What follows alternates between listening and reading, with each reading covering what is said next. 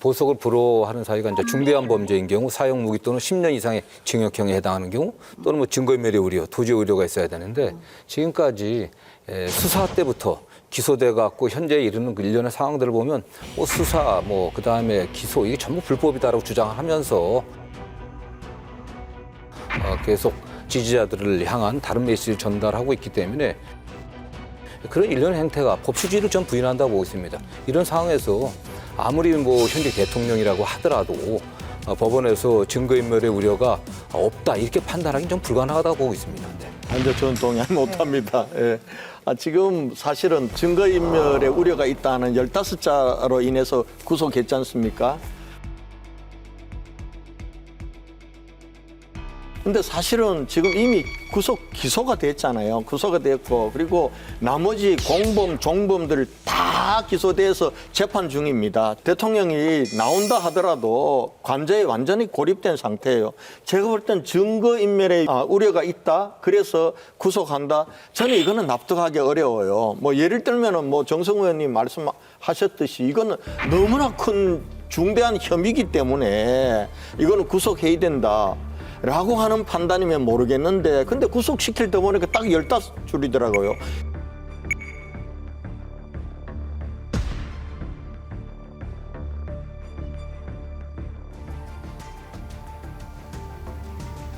왜 증거인멸의 우려가 있는지에 대한 설명도 한 줄도 없어요.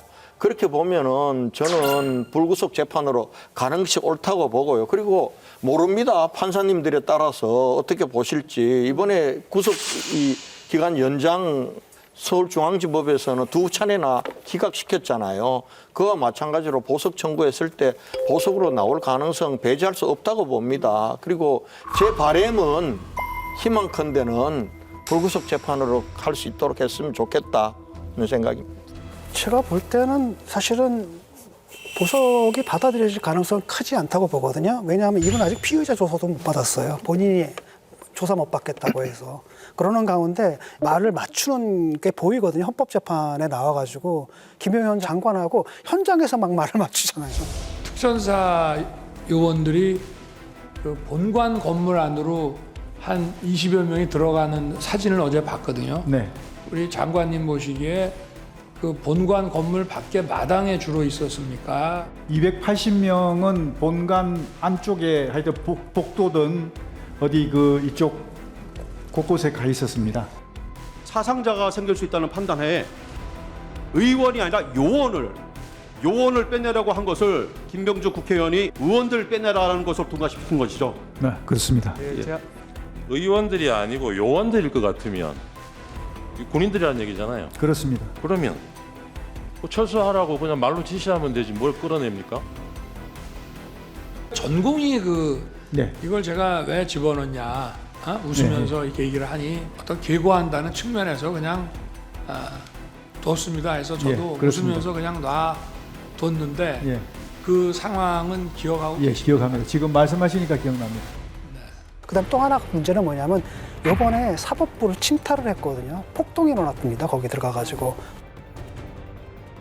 그런데 만약에 이분이 나오면은 또 난리가 날 거라는 거죠. 그러니까 예컨대 자기들의 행위를 갖다 정당할 또 건덕지를 주는 겁니다. 라고 하면 이들도 굉장히 또 거기에 자극을 받아가지고 격려를 받아가지고 굉장히 더한 과격한 행위로 나올 수도 있거든요. 여러 가지 위험성이 있기 때문에 재판이 어느 정도 진행이 돼서 어느 정도 윤곽이 좀 나오잖아요. 그 다음에는 사실은 원래 불구속 재판이 원래 원칙이잖아요.